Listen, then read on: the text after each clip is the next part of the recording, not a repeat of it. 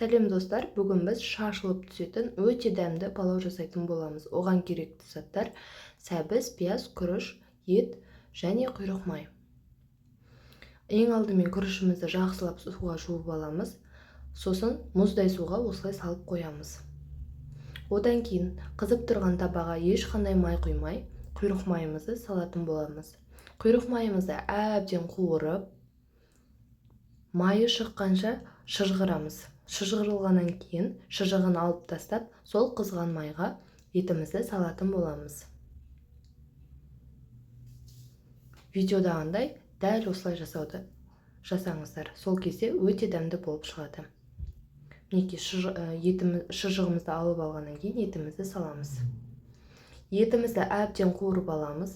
Жақсылап тұрып асықпай. Оның үстіне пиязымыз бен сәбізімізді саламыз. Пияз сәбізіміздің соғы шыққанша жақсылап 10-15 минут қуырылуымыз керек. Әбден араластырып болғаннан кейін бетін жауып қоямыз.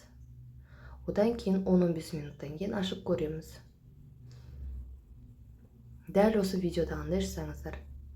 Және де басқа да видеолар көру үшін менің парақшама тіркеліп, жазылып қойыңыздар. Комментарий, лайк басып отырыңыздар.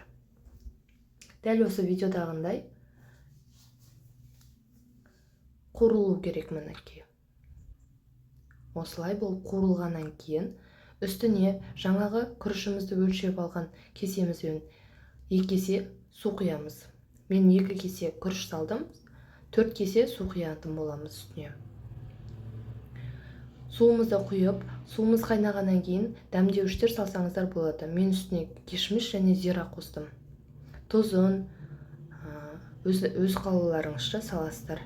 Содан кейін үстіне жаңағы күрішімізді саламыз. Күрішіміздің суын ағызып, төгіп алғаннан кейін барып, құрғақтай күрішімізді саламыз. Дәл осы видеодағындай болып шығады. Ас болсын.